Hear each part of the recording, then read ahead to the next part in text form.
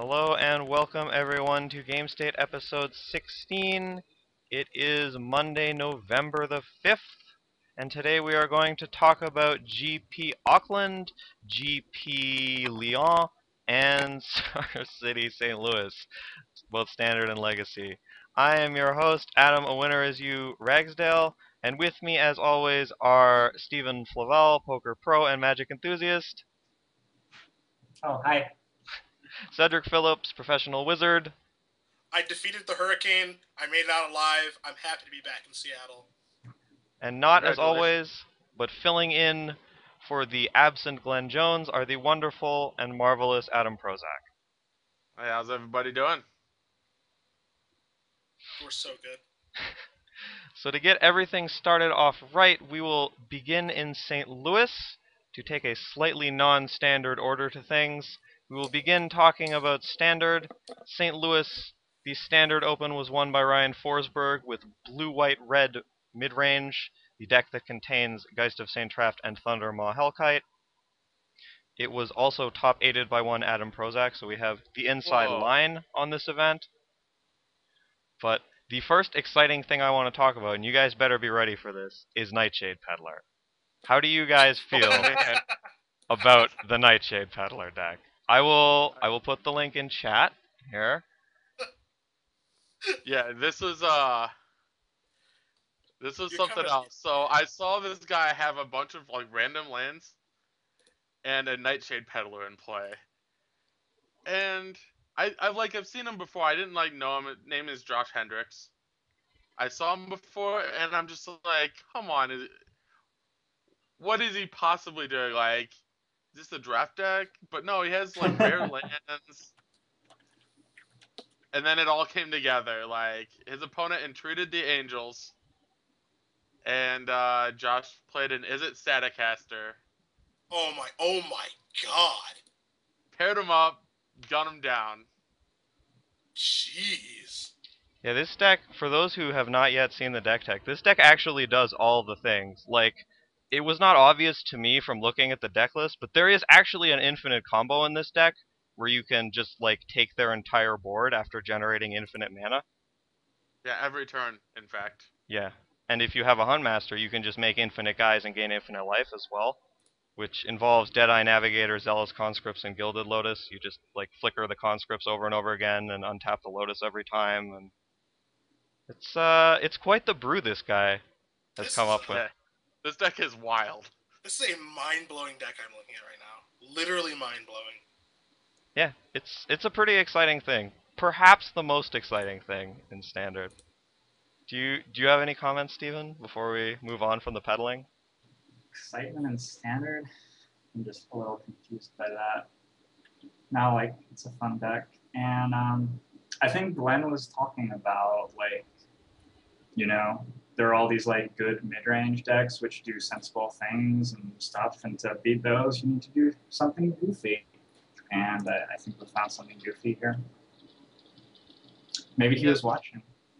Yeah, the thing is, you have to do something goofy, but you can't just go nuts. Like, Chris Anderson Well, played an Omniscience yes. combo deck, and for the low price of 10 mana and some other cards, he could, win the game. But 10 mana is kind of still a pipe dream. It's not onslaught block constructed here. Yeah, I mean, if The you have that first person to 10 mana does not win the game. Dude, I like this deck a lot. I am very... Man, I haven't played a lot of Standard, and so, I see this deck, and it's just, my mind's going crazy.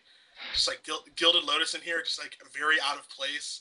And there's just, a lot of things going on. I'm very interested. I kind of want... I really... The Staticaster Peddler thing has just really got me going. It's doing something That's fierce sweet. right now. One thing that's just bizarre about this is there's not a single 4-of spell in the whole deck. It just had to fit everything in. I can't say that's right, but there's not even a 4 on the sideboard. Especially That's for awesome. a combo deck. It just really It's looks like these peddlers that don't do anything. yeah, There's it's just 3 of them, and they only combo with 3 static casters. And that's it. it looks a lot like a Don't you want birthing 4 of pod them? deck. Yeah, Except no that, birthing. I mean, that card rotated, so it's cool. love Just it. draw I 'em all. love this. All right. I So feel like I know that name too, Josh Hendricks. I feel like I know that person. Yeah, I recognized him, but I don't think I knew him personally or anything like that. All right, fair enough. So let's move on. Let's return to the actual top 8. The actual top 8 was two blue-white counterspell decks, draw-go decks, if you will. One blue-white-red mid-range, 2 Bant control/mid-range, 1 Jund mid-range, 1 green-white humans, and 1 Freet or Unburial Rites Angel of Serenity deck. I think, personally, my story coming out of this event would be the emergence of the blue-white Drago archetype as pioneered by one Adam Prozac. We will get to that in a little bit. But first of all, do you guys have any just sort of overall thoughts or comments on the top 8 in general? Cedric, you may go first. Well, spoke to Adam before the show. I asked him a pretty pretty straightforward question. Is Thragtusk as good as everyone's making it out to be? And his answer was a resounding yes. So if that is the case, then I think for standard you just have to play the best Thragtusk deck.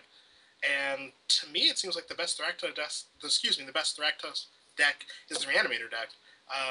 Specifically the one that like Justin Uppel kind of played. His is a little bit different than some of the other takes in the deck, but it seems like to me that like this is the best thing that you could be doing with Thragtusk, and if Thragtusk is the best card in the format, which seems to be the consensus opinion, then moving forward, I would probably just try to make this deck and make it as good as I possibly could make it. And I know there are like varying opinions on if you should play the Mana Dorks in Reanimator or not. I haven't gotten to play with this deck very much, but I'm definitely interested to see if like you should be playing Mana Dorks, not playing Mana Dorks. You know, if you should have 4 Angels, or Justin has 3 Angels in his deck list.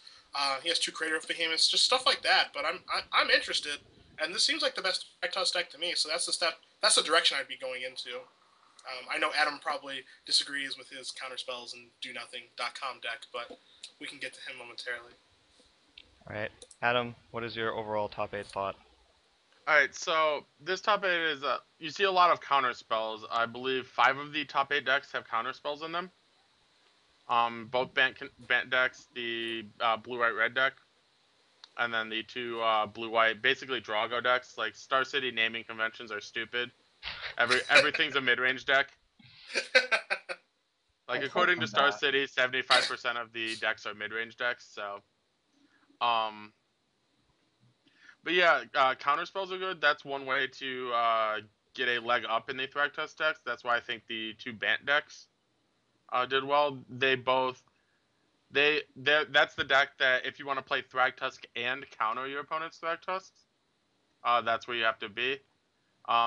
Outside of that, like, it's not super exciting. You need some way to like, well, what happens if my opponent just waits until I play my Thragtusk, and then they can go nuts or whatever. But yeah, like I was really impressed with Jacob's deck. He beat me, and he had basically his deck was, some Thragtusks and a bunch of instants. He had like 1 Angel Serenity, a Detention Sphere. He had a couple main phase card, but he was definitely like, it was definitely tough to get him to a point where, my defenses had to be up on, my end step too, or his end step at all times. He had the Sphinx's Revelations, the Snapcasters, Restoration Angels, Selesnya Charms. He had all that stuff going on too. So I was really impressed with his deck. But that being said, it's not a very good Thragtusk deck in particular. It doesn't take maximum advantage of Thragtusk. It makes Thragtusk do all the work by himself. He really only has Restoration Angel to take advantage of Thragtusk. Alrighty. Steven, you have anything? Yeah, I thought a lot of that stuff was like right on. I'm very excited to see a Drago deck because I think it's a natural response to all the high-ish mid-range decks. And Drago decks definitely have a lot of trouble with decks that can, like, your end step, do something you have to counter, untap, do something else you have to counter. Mm-hmm. So the Bant deck seems like a third deck in a little cycle in a metagame. I wonder if aggro decks are going to find a place. I don't know. I feel like this is making the format a little less hostile to aggro decks, but I'm not sure it's making it enough less hostile. So that's sort of what I'm excited to see next. But I think that this format is already getting to a point where it's like interesting and playable, and you can do different things, and that's pretty cool. Yeah, I agree with that. We've starting to find out like there's a couple decks that I think are just terrible that still have good numbers. There are actually 2 copies in this top 8. I think it's just a numbers thing. If enough people play Jund and enough people that are good, like Mark's a pretty good player. Um, he's gonna top 8 even though he has like 15 blanks in his deck. Um, and ditto the blue white red mid whatever mid range deck. The Thunder Yeah, the deck okay. that won the tournament. Right. I don't think that deck is good at all. That deck's my friend Lauren played the blue white red deck, Lauren Nolan, and his game plan was play Geist of Saint Traft, hope my opponent doesn't do anything, and then counter all the rest of the spells he played. He lost matches where his opponent had good draws. Like no matter what deck they were playing, if they did anything, when Lauren played a Geist of Saint Traft, Lauren lost on the spot. Okay, I mean that just seems like an inferior strategy. I mean, to what's going on in the format. Right. Yeah. It is. I think it is very bad. Both the mid range deck and the like the blue white red and the Jund decks are very bad. That being said, I think the aggro deck of choice is actually the one that made top 8 in this one. Just a green white. I mean, you can argue the build like my loss in Swiss was to David, but he just triple championed me, and Sure. not beating that in a million years. Yeah, that's a pretty good strategy. I have employed that strategy from time to time. Yeah, but like I just think there's a lot of good things going on in green and white. I would have loved to see Selesnya Charm, which is the nut. But like Silverblade Paladin, Rancor, you know, Thalia if you're so inclined. Like there's a lot of good things going on in green white, and I think, and they can absolutely punch through like multiple Thragtusks. Yeah, it seems like if any deck could punch through Thragtusk or like not care about it, it would be this one. Yeah, your aggro deck needs to be able to deal 30 to 35 damage, and you need a lot of staying power. You can't beat Thragtusk with burn spells.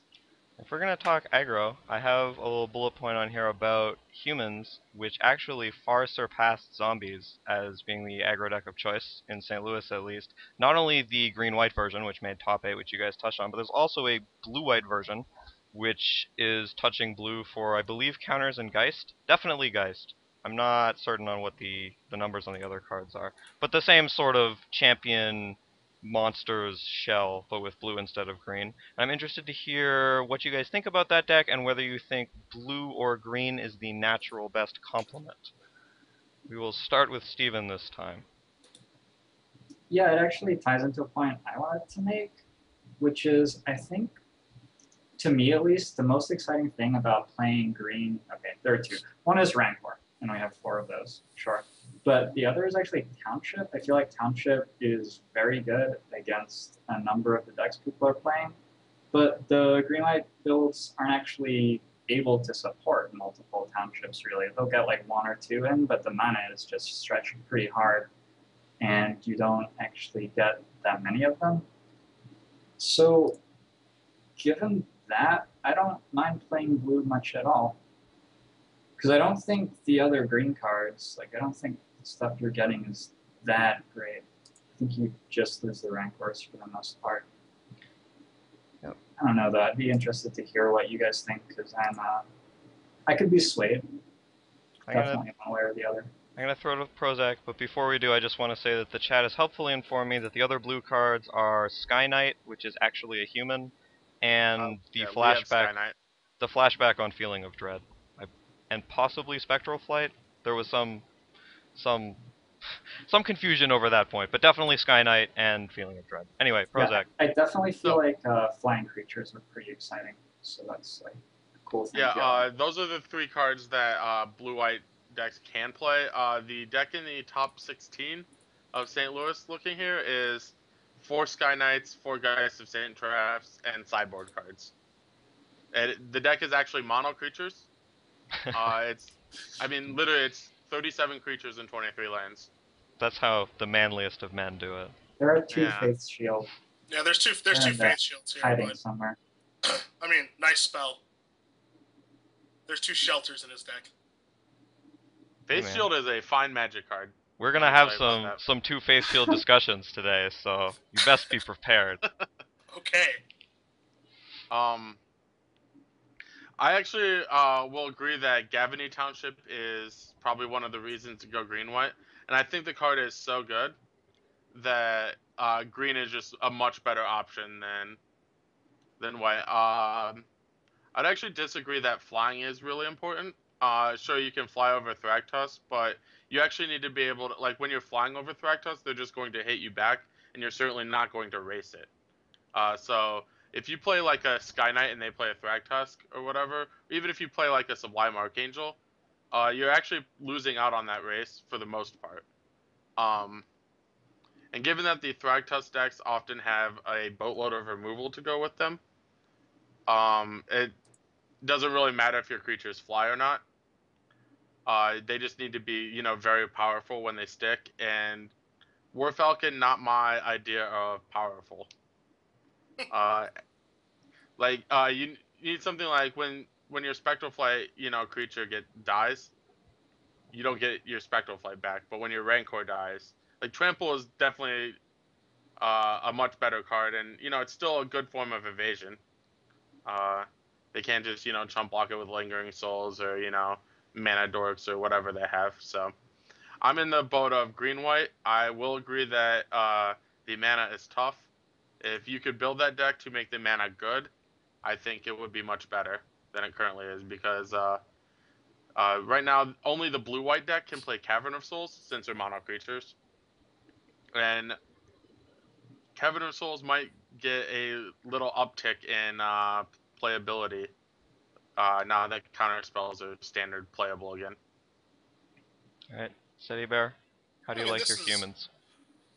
This is a deck that's obviously right in my wheelhouse. And Shocking. yeah, I know. Most powerful deck you've ever seen? Yeah, without question. Have you seen These white creatures are too tall and far too attractive. This is unacceptable. Well, these white creatures are all pretty good. These are some nice, aggressively costed creatures. Whenever I'm playing a white creature deck, I like cards that allow me to pace the game in such a way that, I can, break through multiple wraths or, multiple mass removal spells or what have you, because, I can just play, pace the game with, 2 threats, make them deal with them, 2 threats, make them deal with them, something like that. Or, vice versa, I can just, extend against a deck that can't do shit about it. And I think that this deck has creatures that allow you to do that, which is what I like about it. You can play, Guy plus Silverblade Paladin, and then they have to deal with that. You can keep some threats in reserve. And, you can play your Rancor or whatever, because you're just going to get it back, so you're never going to lose that card. That's some of the stuff that I actually like about this deck. It's weird to me that, a 2-color deck has this bad of mana. And I'm not disagreeing with you guys, but it's just painful to believe that a 2-color deck with it has Temple Garden and Sun Petal Grove, and it just has bad mana. And then it seems the deck is built wrong. Does this deck really need Absence Pilgrim? Can't we just start with can't we just be more white heavy with a splash of green instead of trying to have Pilgrim and Champion of the Parish as our ones, and we'll have Pilgrim and then no green, or Champion and no white, something like that. It seems this should be a more white heavy deck with some green mana probably. But this deck interests me the most because this deck I look at this deck and I'm imagining playing against a Thragtusk, and I just imagine it being kind of annoying but not that annoying. Something I can push through and beat the crap out of and just keep doing my thing. So I don't know. I like where this deck is relatively placed. I don't think it's an optimal list, but it seems like a pretty good step in the right direction as far as what a green-white deck can do in this format. I wish you could play more townships, but you probably can't. Yeah, you're definitely right on that. You can either pick green or white, but don't try and pick both to be as a main color. If you pick one or the other as a main color, you could probably get more townships in your deck. Yeah, that's probably true. I just can't imagine that. Like, I have 8 dual lands, and it's like, can't cast my spells. Just like, what? That can't be a thing. That's happening. Like, that just means that like the non land cards are just like incorrectly configured. That's all that can mean. If like you're getting color screwed or something. Yeah, Or do you remember? Do you remember the turn 1 Pilgrim into turn 2 Mirror Crusader deck from early on in last standard? Yeah, that deck's mana wasn't good either. Yeah, but like they shouldn't be doing that though. They shouldn't be trying to do that. Like Right. turn 1 green creature, turn 2 this. Like, is it really necessary for you to accelerate into these threats? Like, I don't think that you need to be accelerating into these awesome cards. I think you can just play like on curve and like not and like stop trying to skip your 2 because like your 2s are pretty good anyway. So like, why are you trying to skip past your 2? Right, I agree. So are you a green man over a blue man, Cedric, or are you still reserving Yeah. judgment? I'm definitely green over blue. Like, I think that like Township and Rancor are better than any of the blue cards, right? Like that 3/1 flyer is like pretty cool. Like detain something, like it's like a 3/1, and then it like runs face forward into an angel, and they can't do anything about it. So Yeah, like, being a 3/1 flyer seems a little bit awkward right now, but yeah, like Restoration Angels everywhere in the format, and I mean Geist is good, but it doesn't seem like Geist is great in this format like it was in the previous one. And I mean, now it seems like a really good time to be casting Rancor. I don't know if like you get any good green cards from the sideboard. Alternatively, like Adam, you brought up Selesnya Charm. That card seems awesome.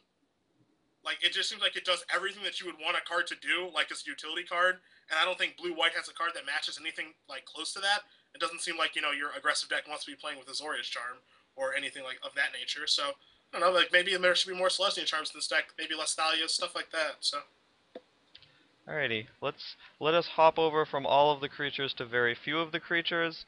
As I said, perhaps the most exciting deck to me was the blue-white Drago deck, as pioneered by the mighty Adam Prozac. I will attempt to put the deck tech in chat.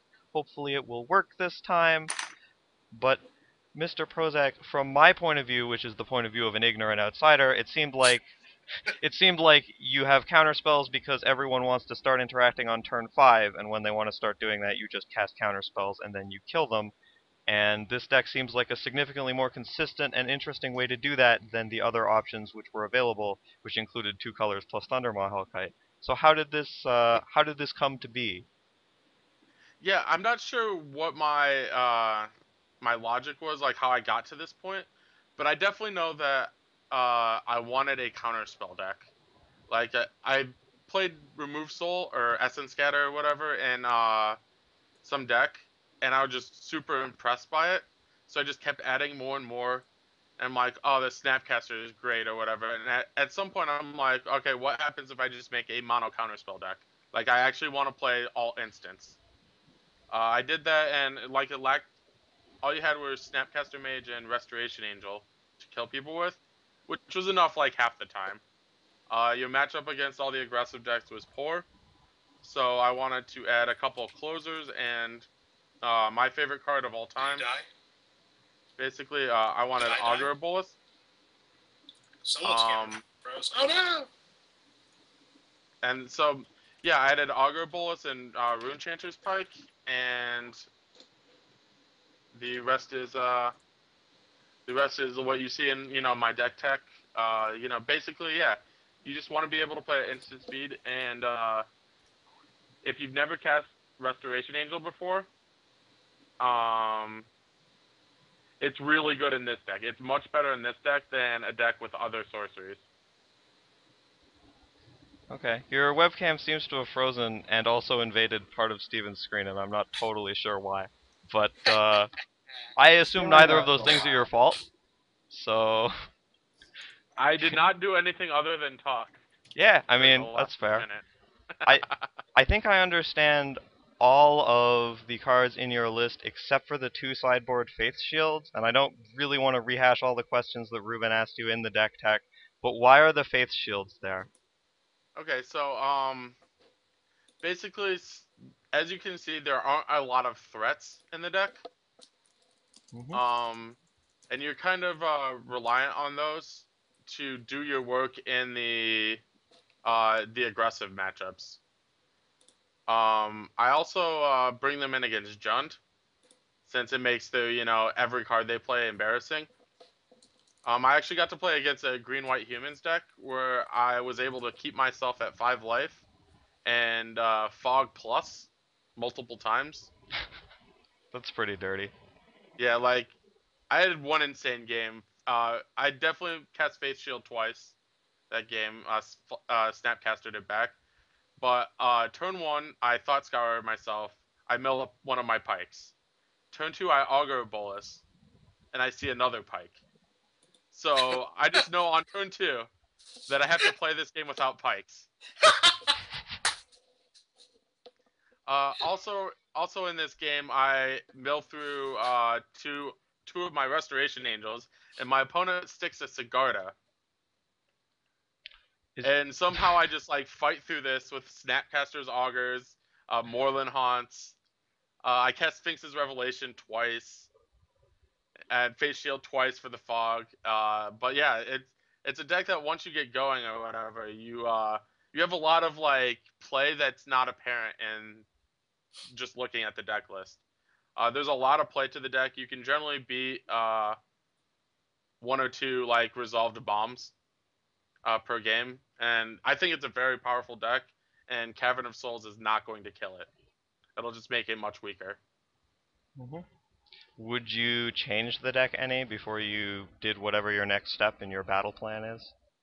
I want to look into adding a second Sphinx's Revelation. That card was unbelievable for me. Sometimes I had to wait on it because I didn't have that many lands. I only had 23. But sometimes you can. But it's just like an I win card that doesn't exist otherwise in the deck. They're like every other. Without the Revelation, you just have to grind everything. And Revelation gives you that like, all right, the game's safe type of card.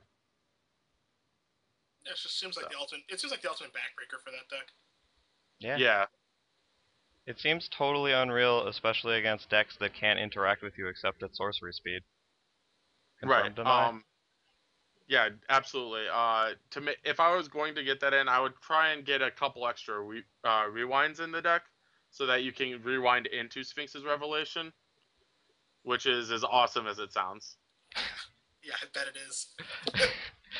Yeah. Cedric, you look miserable over there. Yeah, he really did. You can't wait to lose to this, can you? I literally want to kill myself listening to this deck.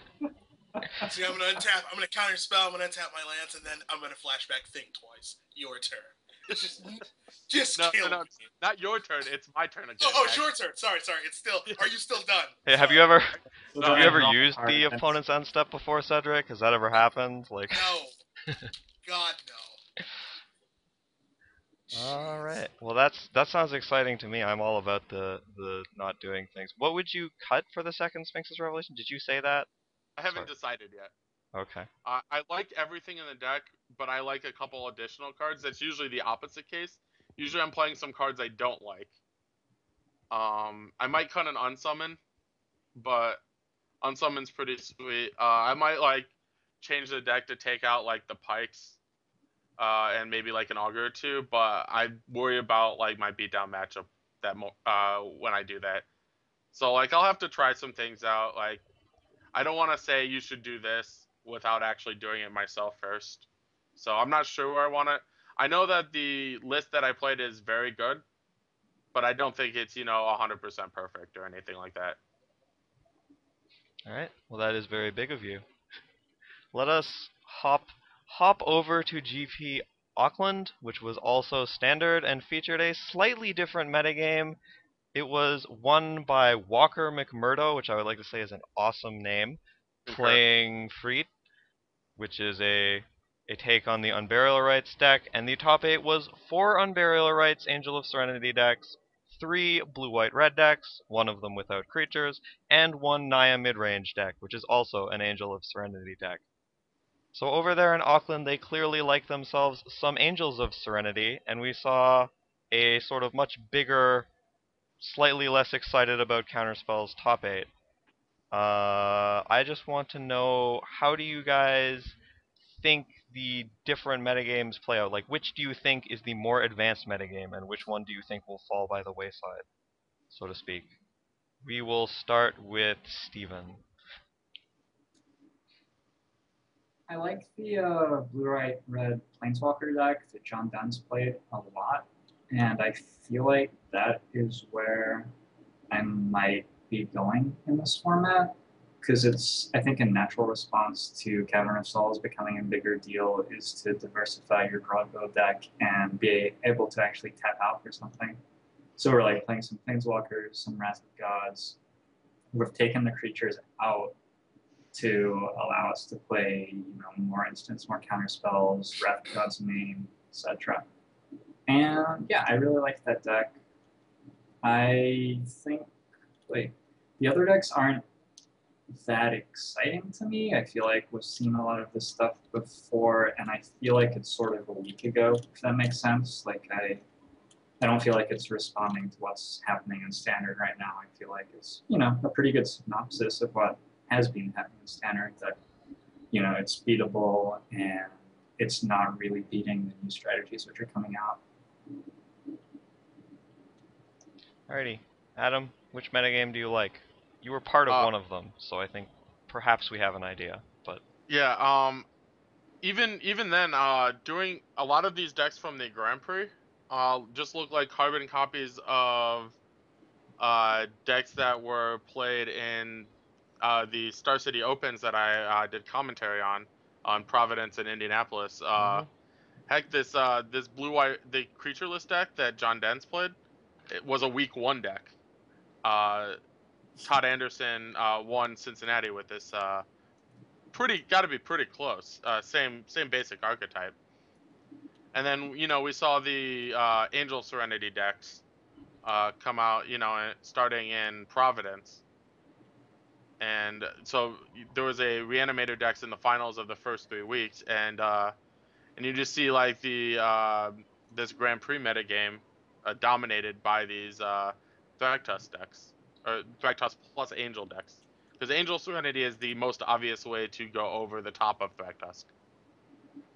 So that's why you see those. I think this is basically a step behind. Maybe this would have been a very close to the top 8 of, say, Star City, Indianapolis. Like this would be like this is what like the Indianapolis metagame looked like, whereas St. Louis felt was significantly more advanced. One thing you notice is that the front runner for best deck of the new format before anybody played a game, Zombies, nowhere to be seen anywhere. Yeah, I said that. By the way, just want to rub that in a little bit. Back You in didn't think Zombies would be good Zombies in the new was format? terrible.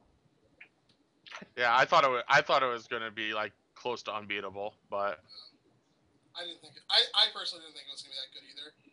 It's just like too linear, too obvious. It's very easy to attack. Like you know exactly what it's doing every game, so you can figure out what tools they can have to fight it. And I mean, Zombies was miserable against Thragtusk before, so I don't understand why it'd be better now. oops. Oh, that doesn't actually work anymore. Sorry. I was gonna switch to my scene of you in the Chandra pose next to the Chandra picture, Adam, but it appears that I've moved that, so we're gonna have to stick with the frozen webcam. What a beat. Yeah, bad beat. man, can't believe I'm for. Yeah, it's a dagger. Let me try You can restart your webcam if you want to try and fix it. doing it.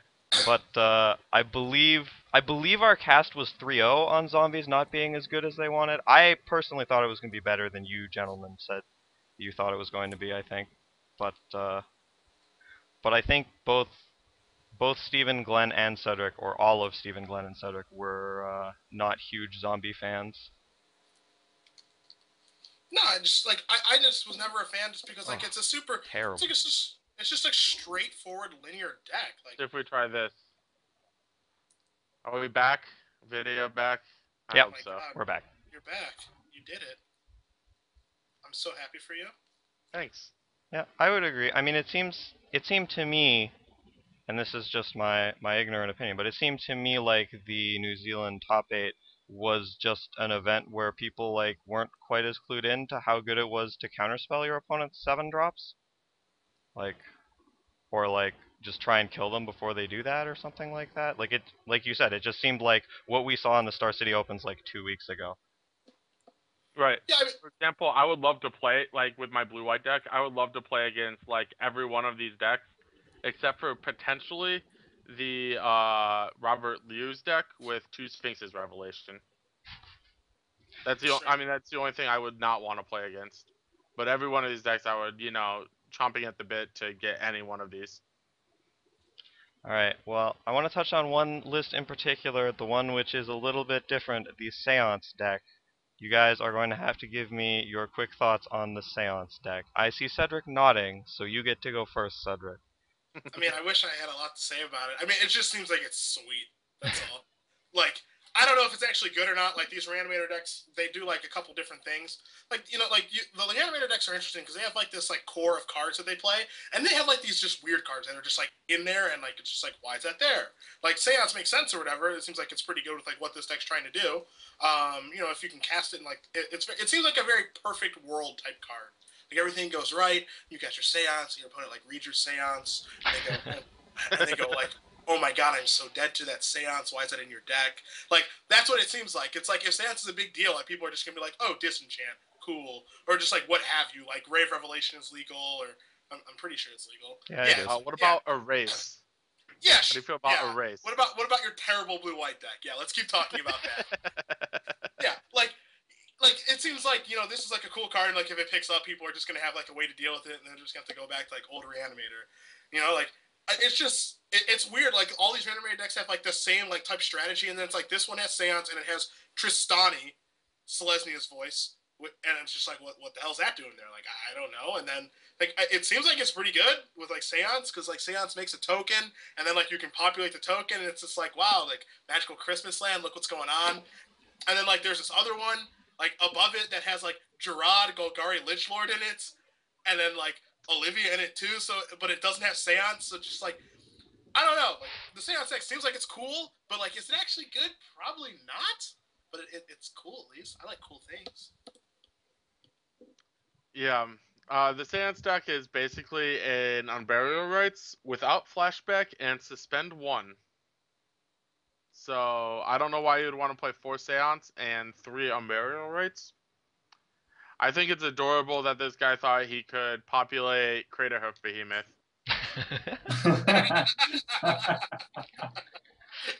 I mean, that's what you need to win a game.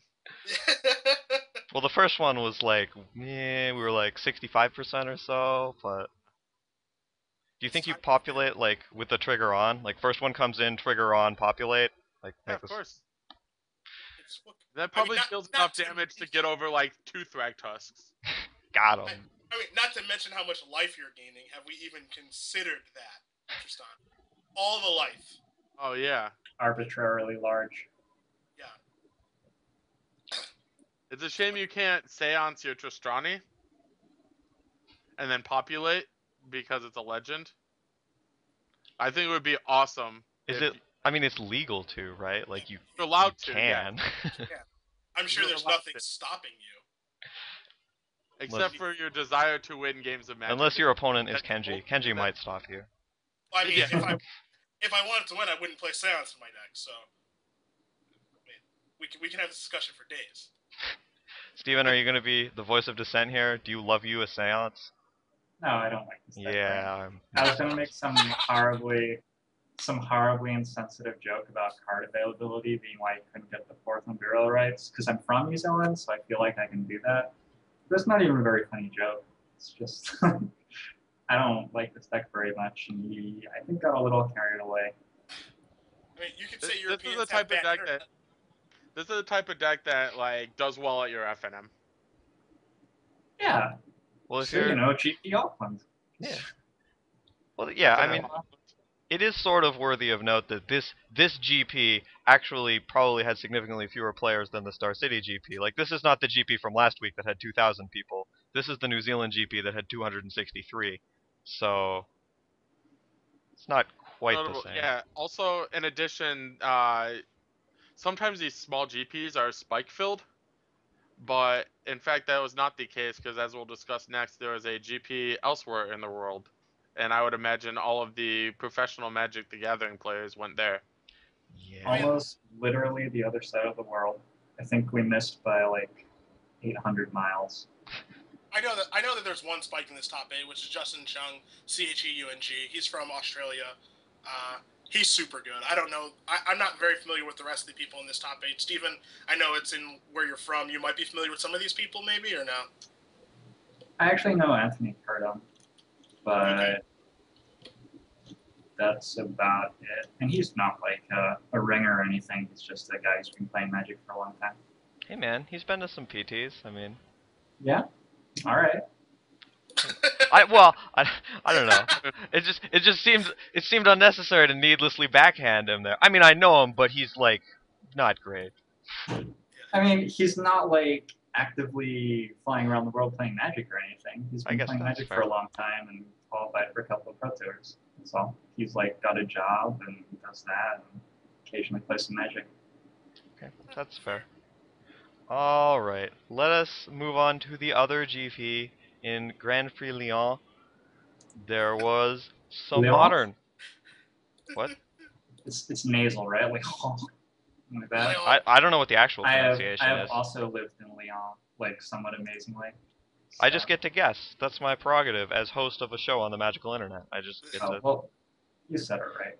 All It's right. an awesome city, great city. If you ever like visit France and want to get Paris without all the gross stuff, like Lyon is just Paris without the gross stuff. All right. Thanks for the heads up. Anyway, the tournament was won by Jeremy Dazani with Jund in a top 8 with one Splinter Twin, one Blue-Red Storm, one Blue-White Midrange, as the coverage has decided the deck will be known, two Star Affinity, City covered this, apparently. yeah, two Everything's a Affinity, mid-range deck. one Bug, one Jund, and one 4-color Pod. So a fairly diverse metagame. I will link the coverage in chat, but we will just get your broad thoughts on the top 8 and the tournament in general, starting with Cedric. I am your modern maestro, so here I am. I was actually a little bit surprised to see Jund win this tournament, honestly. But I was not surprised to see the direction this person took with the deck list, which is where I thought things were going to go. And I wish I would have thought about it before the Pro Tour, which was we were having this battle for like 4 weeks on like, is it Dross Messenger or is it Kitchen Finks? Which one's better? And everyone's just like, I don't know. Like they're like pretty close, and it doesn't matter. And the answer is they just both suck. Is the actual answer. And when you cut both of those cards, like your deck is just better. And you get like you have like more room. Like you get to play Deathrite Shaman, which is like pretty good, not great, but it also lets you cut a land and do some more things with your deck. And then you get to play more of your awesome spells. And Jund is so good because his spells are so awesome. It's not because like the creatures are that great, even though the creatures are good. It's because the spells are so damn awesome. So when you cut 4 of like you're arguing about like this 3-drop that like on turn 3 you don't even want to play that card anyway. You're just like resigned to your fate when you draw it. And it's turn 3 and you're like, I guess I'll play a Kitchen Finks your turn. And it's just like you could just be playing awesome spells instead. And that's like what this guy did. And I like love his deck for the most part. I just love that like change / innovation / update to the deck. As far as the other decks in the format, if I was going to the GP this weekend in Chicago, I was going to play Affinity and not Jund. Because I think Affinity is just like super, super good right now. So I'm not surprised to see. I think there's only 2 copies in the top 8, and Gabriel Nassif lost playing for top 8 twice with Affinity this weekend too. There's also a 4th copy in the top Yeah, 16. there's 4 in top 16. Yeah, there's 4 in top 16. Okay. I think that deck is incredible right now. I think it was incredible at the Pro Tour because we all had, like, a lot of people had the same thought going into the PT, which was like, I'm certainly not going to play Affinity, and I don't think enough people have the balls to play Affinity. And it's like, people are playing Affinity, and it's like a hard deck to hate out right now. Like, your Ancient Grudge is just like not enough against this deck, which is just weird. It just like, doesn't make any sense to me. Like, it's just not very good against them. Like, it's just like super mediocre, and they're just like they've been grudged many times. Prozac, you don't look like you believe me, but it's true. It's actually true. Like, I just talk to people who play Affinity, and they're just like, yeah, one grudge is just like whatever. Like, second grudge is like pretty annoying, and then like people like can go like over the top of you with like creeping corrosions and shatterstorms. Like, I feel like corrosion is wrong because of welding jar. So like you have to play shatterstorm, but then you have to alter your mana base to place that shatterstorm, and so it's like fine against them, but not great. And then like if they want to beat storm, then they can like board spell pierce. Like, there's just like a lot. Affinity has like a lot more play to it than it actually looks like it has, and I think it's probably the best deck to be playing in Modern right now until people like fully dedicate to just like destroying the deck, which I still don't think people have done yet. And then, like, the other decks in this top 8 are fine or whatever. You know, like this blue-white Star City Games mid-range deck, which, you know, doesn't do anything. I would never consider playing it. Storm is, like, good. Like, Olivier Rouault is obviously a very good Magic player, so I'm not incredibly surprised to see him do well with it. And, you know, SCG Black played it at the PT, and, like, I think they did, like, reasonably well with the deck. A little bit surprised to see Twin, but I don't know, not horribly surprised, I guess, because there's not, like, a lot of Abrupt Decays, and there's not, like, a lot of hate for it. I think Twin is a deck that people going to the PT were just like, don't think anyone's going to play it, and then no one played it, and then this guy's, like, playing it, and then did well, so... that's pretty much it. I'm not surprised to see Jund win. I'm not surprised to see Affinity hit 4 slots in the top 16. I think Affinity is the best deck moving forward. I think it's the best deck for the Grand Prix. Alrighty. Tough but fair. Adam, what are your thoughts when we hopefully get your beautiful face How as well? dare you give me that look about Ancient Grudge, by the way, as a guest Yeah. on this show? How dare you? How does the mono artifact deck feel about, you know, 2 very cheap removal spells for 1 card? They're all for it. Just doesn't care. And I can't believe it either, but I cast Ancient Grudge against Affinity the PT and lost very easily. Like, not only that, it's like these decks have maybe, like, I'm going to go to David Kala's deck. He has 3 Master of Ethereum, 4 Steel Overseer, 4 Cranial Plating. Those are cards that are threats, and then, like, his Ravagers are good against Grudge. I would imagine Welding Jar is like half of 1, so it eats up half of 1. But, like, how is he drawing, like, you know, 2 or 3 of these cards, or not 2 or 3, but 3 or 4 that are going unanswered, and that's, like, assuming they don't have anything else as well. So I'm skeptical on Ancient Grudge. That being said, I think Modern is a very combo happy format, and I'd actually lump in Affinity to this like combo thing, because they have the same clock. Like, if you look at the top 16 decks, I didn't do a count, but I know over half of them want to kill you on turn 4. Like, that's where the goldfish is. Half of these decks want to kill you on turn 4. Like, Wizards has banned the turn 3 kill decks out for the most part. But, so, I mean, turn 4 is just the next best turn. So, You're saying if you had to pick a turn after turn 3, you would go for 4? Is that... Right, but, like, take a look at this, like, you know, this Jund deck, or this Bug deck, basically a bad Jund deck. They're not trying to kill you on, you know, turn 4 or whatever, but, like, over half the decks are very, you know, geared to getting you dead as opposed to grinding you out. The exact opposite of standard. I really like your description of the Bug deck as a bad Jund deck, because when he played Jund in the top 8, and if you read the text coverage guy is like, it's blue cards against red cards. Let's see which one will win. And then the red cards just, like, shit on the blue cards. They're like, no, die! And it's like, oh, I guess the red cards will win. Yeah, Bloodbraid Elf reveal, like, you know, Blightning. It's like, Mana Leak it, yeah. Get out of my tournament. Yeah. Yeah, response, Vidillion click you. Yes. Yes. He tried some things, they didn't go over super well, and he did not emerge the victor. I mean, I'm pretty impressed that he was able to top 8 this tournament with, you know, not lands in his deck. He has only 22. And, yeah, as a bad Jund deck, he's just like a Jund deck that never draws Bloodbraid Elf. But drawing so bad, and someone put Cliques in my deck, and this is not my tournament, like... I mean, yeah, Clique's a fine Magic card or whatever, but not when everybody's trying to kill you on turn 4. Like, literally, like, over half of his rounds, somebody tried to kill him on turn 4. And clearly he did not care. Yeah. I mean, he just stopped drawing lands at some point. It's like when you play the game against the guy who just draws 4 lands on spells. Duh! That's why they play 22. Yeah. See, he broke it. Obviously. I only need a couple. I mean, I even got some Tectonic Edges to kill your land. Yeah, and this 3-color... In case you don't kill me on turn 4. How does he have 2 edges in his deck? I didn't even see that! Jeez! You got the value. He knew that his Jund matchup wasn't strong, and he wanted to... He's got Spreading Seas in his sideboard, man. Like, he's gonna get him. Tectonic Edges. Yeah. He's got the full package. bringing back old standard. I don't hate this deck as much as you guys. I think the numbers are wrong, but I think the idea is pretty good. And I think you're correct that Jun shits on it, but I think that it does a decent job against a lot of the other decks.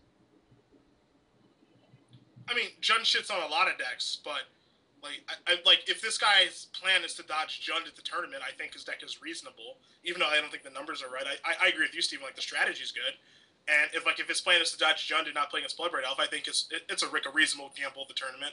And like Jund probably died down a little bit from the PT. Like Jerry tried that plan and then just got like punished badly, and like this guy seems to have tried this plan, and I guess it worked out. But like if your plan is to dodge Jund, I would think that Jerry's deck is the better deck to play, but maybe that deck's just not good and I'm wrong. Like, I've never played a game with it, never will play a game with it. So, I don't know. Like, it seems like this guy walking in the tournament was just like, all right, dodge Bloodbraid Elf, and they got paired against it and just got embarrassed on camera or whatever. Probably has 20% equity. Maybe 15. I don't know. Sure. I mean, Jun's mana is capable of not working, right? And then you can just kill him. Maybe he just won't cast spells. No, I mean, Jun's mana always works, but sometimes he just comes online too slow, which is like where some of the losses to Affinity come from.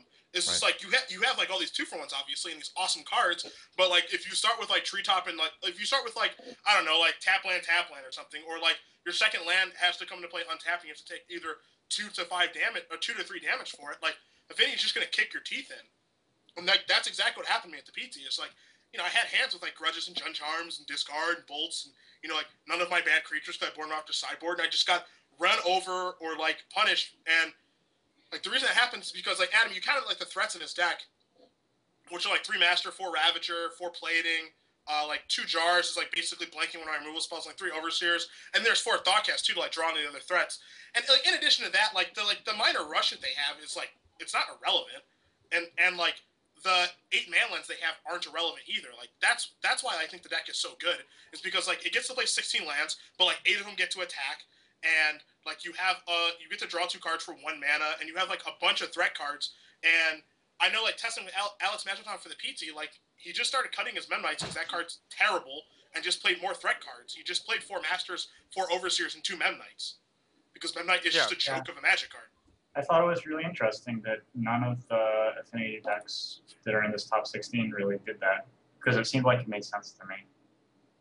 Yeah, I feel like a lot of these Affinity decks have...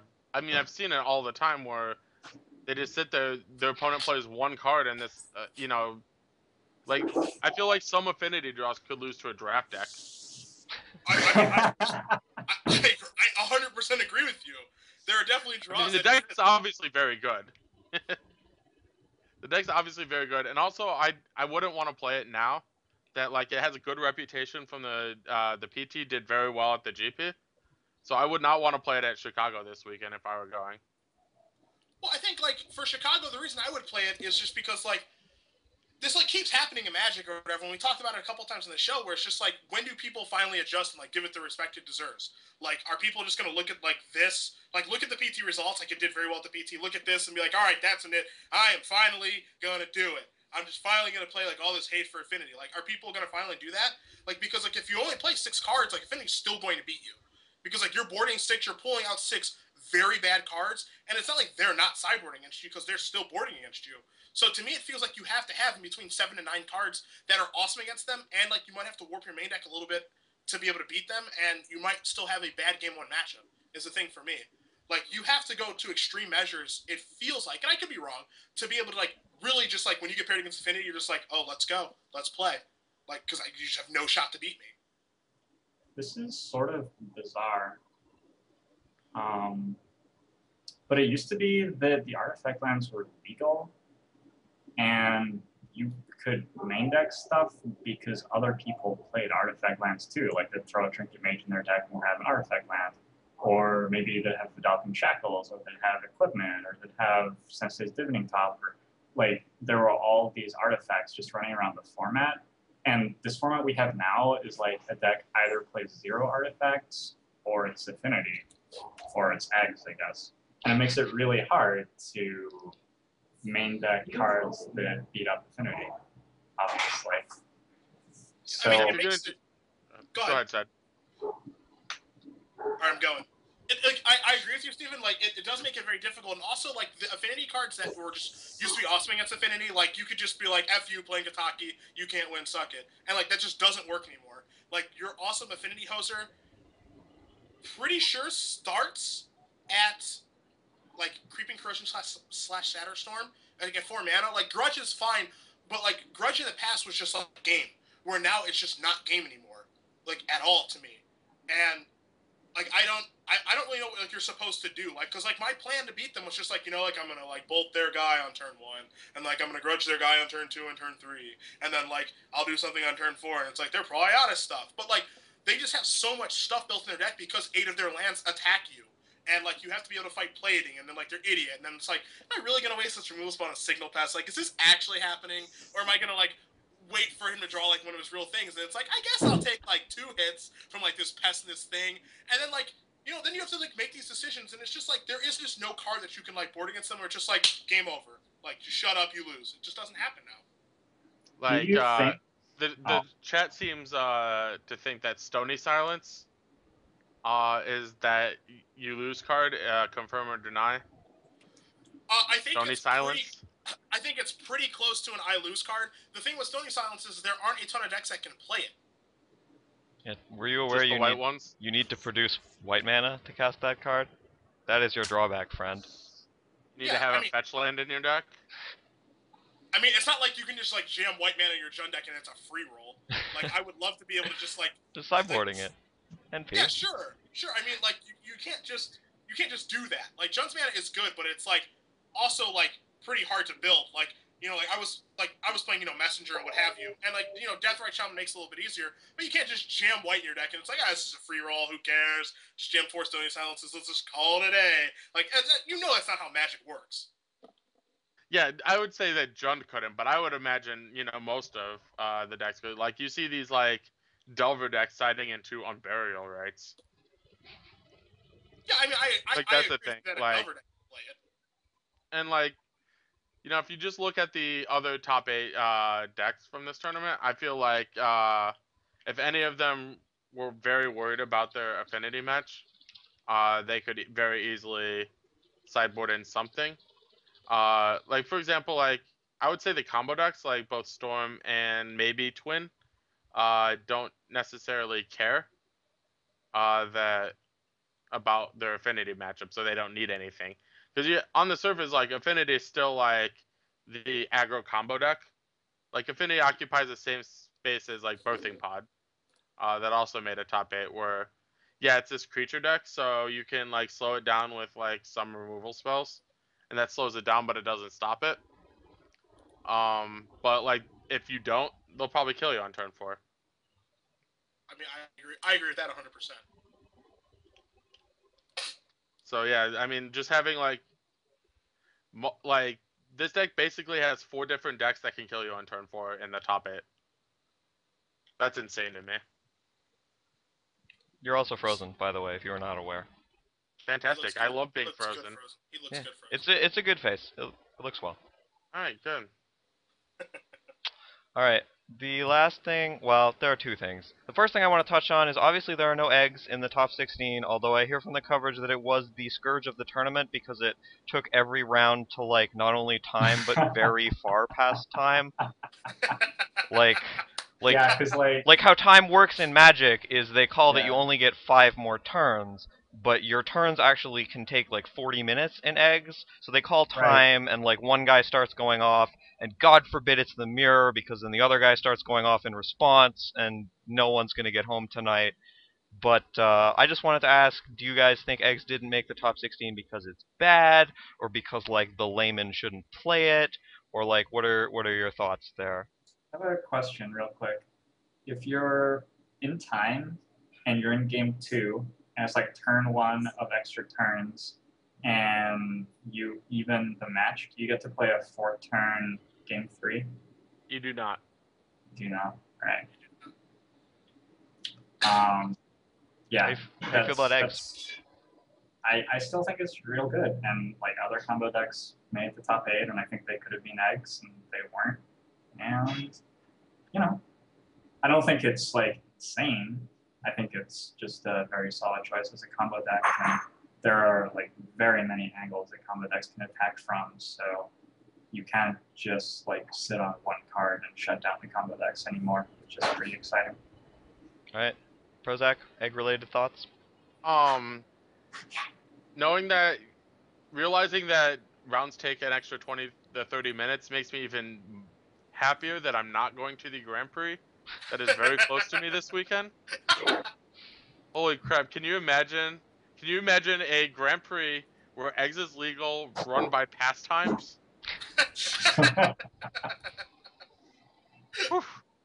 And enjoy it, like, over on, like, day 1 might end right before day 2 starts. Who knows? Could be anything. But that being said, like, the actual eggs combo deck, it's probably more hype than substance. But it is, you definitely can put eggs into this realm of, turn 4 combo decks that are very legal and modern, very easy to beat if that's all you want to do. Like, I feel like if you wanted to beat this twin deck, it'd be very easy. Just, gear up for it, but, like, you'd suffer against the other turn 4 combo decks, and it's just like, each week you get to, pick your poison on which turn 4 combo deck you want to try and beat. Because, like, I'm trying to think of, like, there's not just, like, a generic combo hate card that you can play that gets all these decks, and, but yeah, so, like, people decided, eggs won the Pro Tour, must be good, so here comes my, whatever my ley lines or, whatever you play to beat eggs. So, I think that's why I did. And also, like, the skill level, while not, it's kind of overstated, it is a thing. When you're gonna have, like, close games, and if you're not an accomplished eggs player, or you're not super familiar with the deck, you're not sure when you can or cannot go off, and that's going to cost you matches. Like, even if it costs you 2 matches, that puts somebody from the top 8 into the top 64, and we don't see that deck list.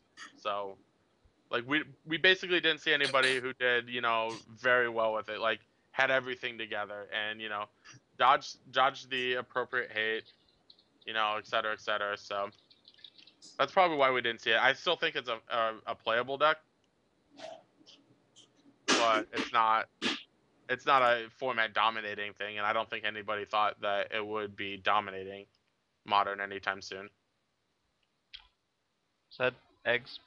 I mean, I agree with Adam, and I agree with Steven for the most part. I mean, it's like eggs was right place, right time for the PT, and we already talked about this. Just like people didn't really test against it, people didn't really think people were going to play it, that sort of thing. So, like, walking into the next Grand Prix, a couple weeks after the PT, that people are going to over prepare for it, even though it's probably not even going to be played that much. So when the guy playing eggs does walk in the tournament, he's walking to a hostile metagame to begin with. And I mean, there was just talks on Twitter and articles, or like article forms, all this stuff, like what's the best hate card against eggs, blah blah blah blah blah blah blah blah blah. Like, just like everyone just trying to figure out like what's the best way to attack this deck. And like Adam said, when you're not when you're not Sifka playing the deck, you're just like guy. Like, even if you're like pretty good guy, like you have to be phenomenal playing that deck, because like something as simple, and I watched Sifka play a couple times at the PT, just like going off halfway, or just like going off a little bit to like stock your hand and just like have like good board position, saying go, and then just like fully going for it the next turn is something that like takes practice. And yeah, I mean, that's like easy to do. I feel like I would definitely, I think I'm a reasonable Magic player, but like, I would definitely lose lots of matches, due to like pilot error, if I had just picked up this deck. Yeah, it's just like I don't know, like anyone just like picking up and playing the deck, like even for a week, like a week isn't enough time to like test and be like, and just know that like this is what I'm supposed to go for, like this is what I'm not supposed to go for, like all that sort of stuff. Like, you just have to know that stuff, and like, just you have to be a pretty accomplished pilot with eggs to win at that tournament. And so like the people that you saw do well with eggs at the PT, the 2 people that come to mind, obviously Sifka played it for a very long time. Sebastian Deno, he's a guy from Vancouver. Is in my PTQ area. He tested the deck for 3 weeks nonstop, and when I sat next to him and watched him play, actual robot. Like, just everything he was doing was just very mechanical, and just knew exactly what he was doing, mana floating, like what's coming back, what's not coming back, how to articulate everything. So Hmm. I mean, I think that Eggs is a reasonable deck. It's perfectly fine. Like, this tournament was just not the deck to play in it. That's all. All right. My last wrap-up question for GP Lyon is: if you are going to the next big modern tournament, we'll say GP Chicago, but it could be whatever big modern tournament is relevant to you. What are you bringing and why? Cedric, I think you already sort of answered this, but Cedric, what are you battling with? Affinity. I think it's the um, best position deck right now. I think it's like either the most powerful or second most powerful deck in the format. So that's what I'd be playing. Okay. Adam, what are you battling with? I would probably take some sort of playstyle wise. I would like to see what the Valakut deck is good. I think it's probably not a turn 4 combo deck, so it's probably fairly poor. I might do Twin. I could see playing Twin, but I would definitely like a combo deck with Remand and or Mana Leak in it. So Alrighty. Steven, what are you packing? I think I'd test with eggs, test it for like 2 days. I'd work out that I didn't want to play it and take Affinity. I actually really enjoyed playing Affinity. Played a lot of Affinity back when it was like the deck in Standard. Yeah, it's a fun deck to play. Yeah, I was thinking about Affinity. I don't know. Do you guys think that Jund is like not good now, or just like you wouldn't play it, or? Jund is the second deck I would play at the tournament. Like, I would test Affinity like leading up to it, and like if I wasn't comfortable or like I didn't feel like I could get like a reasonable edge in the mirror, like I could just go back to Jund, take my PT list, like cut the messengers, change like 8 cards or whatever, and be happy with it. But I don't know. I feel like Affinity is just so well positioned right now. Like it's just like not respected enough. It fights you hate cards really well as long as you know how to fight through them. That's what I'd want to play at the tournament, given the option. Alright, tough but fair. Okay, the last thing we are going to go to in terms of tournaments for today is the second half of Star City St. Louis, the Legacy event. And as is the new standard on this show, and God willing, we will never have to deviate from this standard again, I will tell you what won, and then give you guys a chance to comment on the event as a whole. So the event was won by one Kendall Guthrie with Rug Delver, playing the Mirror in the finals, I believe, in a top 8 of 2 Rug Delver, 1 High Tide, 1 Bant, 1 Stoneblade, 1 Reanimator, 1 Black-White / Dead Guy AL. Oh, also 1 Blue-White control deck, which I missed, which was played by Caleb, so it was like a little bit non-standard, but it was basically a blue-white control deck. So that is what happened. How do you guys feel about this tournament? I guess we'll start with Adam, because Cedric's doing something and Steven's laughing at him. Adam, how do you feel? all right, so I played in this tournament. I did very poorly. Um, I played against an excessive amount of decks that were basically attrition, like had a bunch of these like super good attrition cards, like Lingering Souls. Like I played against Squadron Hawk. I played against a what you call the Shardless Agent into Ancestral Vision. I just played a bunch of these super grindy decks, and I just want to kill people from now on. It's no surprise to me that these Rug Delver decks met in the finals, beating up on basically a bunch of decks that want to develop.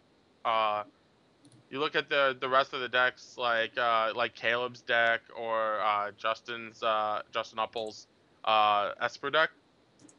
Um, these decks are very slow, very ponderous, want to play a long game, and Rug Delver has no interest in letting anybody cast a 4 mana card. Alright. So I love Rug Delver, and I'm not surprised it won the tournament. Excuse me.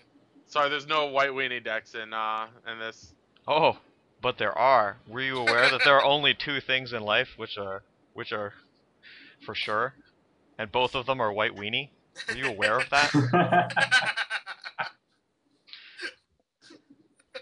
Cedric, comments on the Legacy event. Yay, Legacy! Whee! Come on, there's Let's like see. 2 really easy targets here on the top 16. I mean, there's like a Pox deck and there's a White Weenie deck. Well, one of the white weenie decks has black in it even. Ooh, Black Weenie. Yeah, there's a black-white like deck with Hero Bladehold in the top 8. Were you not aware of this? Also, this is it Staticaster Nightshade Peddler friend, Josh Hendricks. Oh, seriously? God, what Oh a my god. what a that's beast! amazing. Like, how do you decide to go to a weekend and play these two decks? Yeah, Like, like what you kind just of like person is like, I want to play all the colors over the course of 2 tournaments, but like I want to play 0 four-ofs. Oh no, there's 4 confidants and 4 swords those and four 4 swords. Lilianas and 4 lingering souls. He It's has good, look. good comment, Adam. Good Look, comment. he you. tested the numbers, and the correct split was 1 Doomblade, 1 Go for the Throat, and like 3 Tragic Slips. That's I also like the 1, 2, 3, 4, 5, 6, 7, 8, 9, 10, 11 one-ofs in his sideboard with no brainstorm in his deck. Apparently this was a Caleb Durward inspired sideboard. Shocking.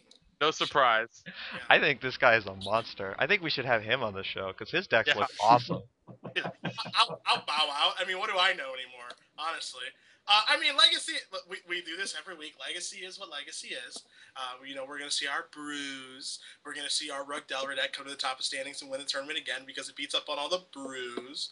And if I was playing in a Legacy tournament, I would play Goblins Not Close because it just tries to beat it just beats the crap out of all these fair decks that keep the combo decks in check. Always has, always will. And, when I get paired against a combo deck, I'll be pissed and I'll sign the slip and then I'll move on with life. That's fine. Adam, to your point of wanting to kill people, that's completely reasonable. You should play a deck that kills people if you want to do that, like Storm or something. Yeah. If you want to, if you're going to play a deck like Goblins, why wouldn't you just play, like, Chris Anderson's Enchantress deck? Which is just, like, a much more powerful version of what you're trying to do. Like, basically the only reason you wouldn't want to play, like, this Enchantress deck is because either A, you're too stupid, or B, you play against decks that are faster than you. And Chris has done very well, like, I might pick up this Enchantress deck. Chris has done very well just, like, dodging the fast combo decks. Well, I fall into camp A. Too stupid, too stubborn. I mean, I figured you'd say that. Yeah. I'm very dumb and ugly, and I prefer to cast Goblin Lackey over any of the cards in his deck, mostly. Also, have you ever used a Rashad War before? Because, wow, it is very good. I want to play it in other decks, though, not decks with mono 4-drop creatures. I don't have mono 4-drop anymore. We had this discussion. You complimented me on not having mono 4-drop anymore. Yeah. I changed my deck because of your criticisms of having too many 4-drops and too many 3-drops. And now it's better. And it's still very well positioned, and no one plays it. And I can't wait to play in Legacy Tournament again so I can destroy people with goblins while they play these fair bad decks like Rug Delver and like Esper Stoneblade and like these just mediocre decks that just win tournaments. Whatever. It is what it is. If you want to play a deck that kills people, you should just play Storm, I think. But I'm too stupid to figure out how to play Storm. There's a guy, do you guys know Max McCall at all? I do. So he comes to the PTQs and stuff in Seattle, like he was at the PTQ, and he had Legacy decks with him, and he's like, does anyone want to play a game of Legacy? And so they would take their deck, and he would just play Storm against them. And just to troll people. Okay. He's like, let's play Legacy. I'm going to play Storm. You're dead. Why aren't you playing Storm? And so it makes me want to play Storm now. So Adam, I think that you should play Storm, because you're smart enough to play it. I think I should be playing Storm. I almost did. I actually played Stoneblade because 10K champion Laura Nolan got second, and he had no idea what he was doing in Indianapolis. He's literally played the deck, and he's lost four matches, and they are to 4 different combo decks. He has no idea what's in them. And he just wins all his other matches. So I thought, like, well, maybe there's something to this deck. Like, in the last, in St. Louis, he got 11th, or 12th. He lost to an Elves deck. His Elves opponent played a Morph, and he had no idea what it could possibly be, so he countered it.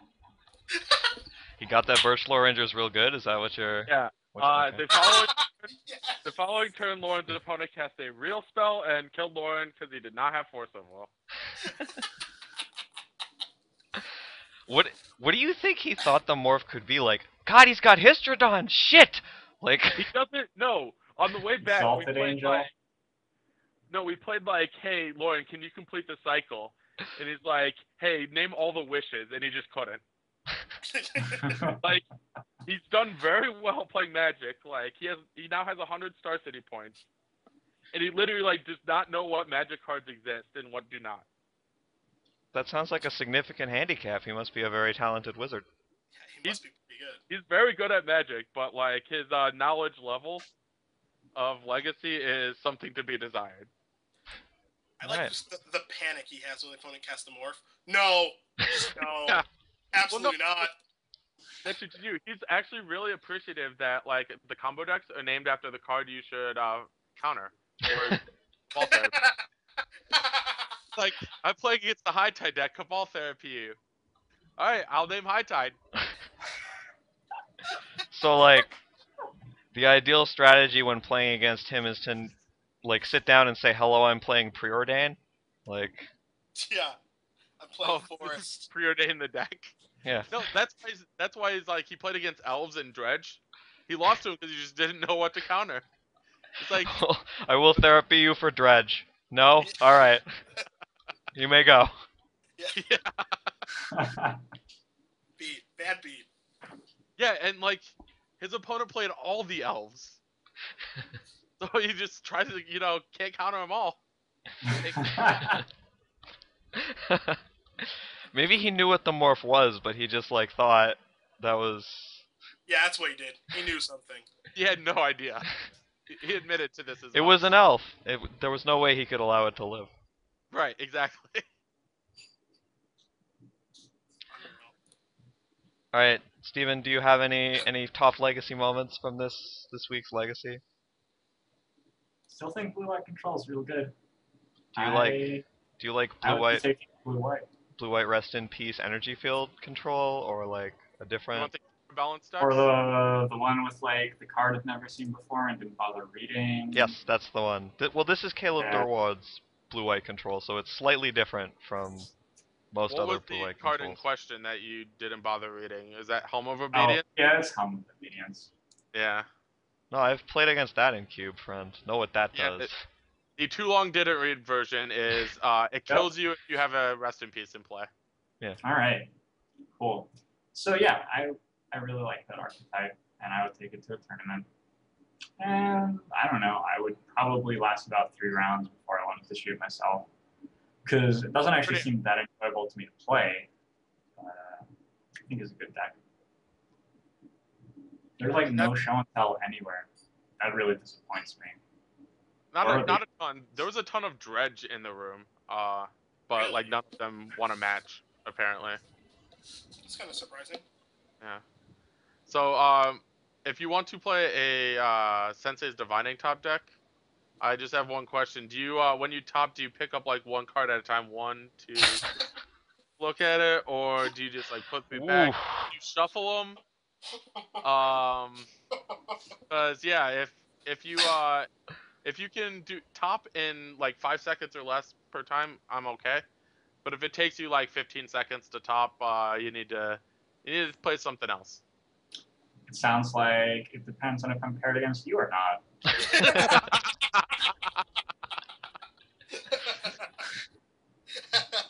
So, I mean, if you're capable of, like, seriously, some people are not capable of resolving Sensei's top in a reasonable time frame, and they just get infinite draws. I can certainly resolve it if I need to. Yeah, I mean, yeah, I feel like a lot of people don't have a decision and they just stare for 20 seconds. Well, they don't want to give them a tell that they don't have a decision. Right. Yeah. Yeah. I'll go into the tank when I have a decision, but I will also, like, when I clearly do not have a decision and it's obvious that, like, pretending I did wouldn't matter, I'm not going to do it. Is it bad that I just thought about how I topped? I've played top like literally twice in my life, and every time I did it, I just drew it, shuffled, tanked. Every time. Sounds like you drew 4 there. Yeah, every time I just tanked. Because Adam, I've seen you top or whatever, and you just take the 3 cards immediately, like switch them, untap, go. Like you top so fast. And I was just thinking how I do it, and I'm just like, how I draw cards is very deliberate. So yeah, just no top ever over here. Yeah, that's because you've never drawn 2 cards in turn. Yeah, you get like 5 per game. I mean, like, You gotta savor that. Destiny's like 2 cards in one. See, the cards that I play are so good that I don't need to draw extra cards. Every single time Cedric draws a card, he looks at this and he's like, with this and 4 other tutus, how could I kill them? Absolutely. Every Well, card 5 I play tutus is is enough so to kill good. somebody. It's like looking at grizzly bears. He's like, this is pretty good. I like where this How is many going. cards- Like, Hero Bladehold is one card in theory, but how many cards is it really? Is the question. Right. One. It's like 2.5. Oh. It's like half. Kill It's it. like, Oh, it's like son of a. it's like I- 2.5 I cards. 4 mana for this? Yeah, that's how I play Magic. My cards are so know. powerful, I don't need to draw. Could have like reanimated that. Could have sneak attacked it. I don't always have to pay 4. I like playing an honest game. That Cedric pays 4. I play like a real honest game of Magic. I'll be honest with you. I like to. No, I don't like Alright. to cheat anybody. I feel like we may have run out of legitimate things to talk about at this juncture, so we should probably end the episode. Our host we is will- so smart. We will we will we will walk around and do the shoutouts. I guess Steven, you can go first. Shout out away. Shout out. Ooh, I want to see someone playing Show and Tell, and I want you to do something real exciting, like take Petals of Insight to the next level. I'm looking forward to you doing that for me. Please do. Yeah, enjoyed the show. Thanks for being great in chat. See you next week. Adam, rock on. Alright. I'd like to shout out my car mates to the Open, both John Douglas and 10K champion Laura Nolan. We had a blast. We made a fake cube. Everything's a split card, or everything's a flip card. You don't know what you're flipping into until you actually flip the card. So I'm looking forward to actually designing this cube. So shout outs to both of them for the idea. And I want to issue a challenge. I want somebody, this can be in modern. I believe it can be in modern. But I need somebody to cast Wheel of Sun and Moon on themselves, Doubling Season, and then Jace Architect of Thought, and cast their opponent's entire deck.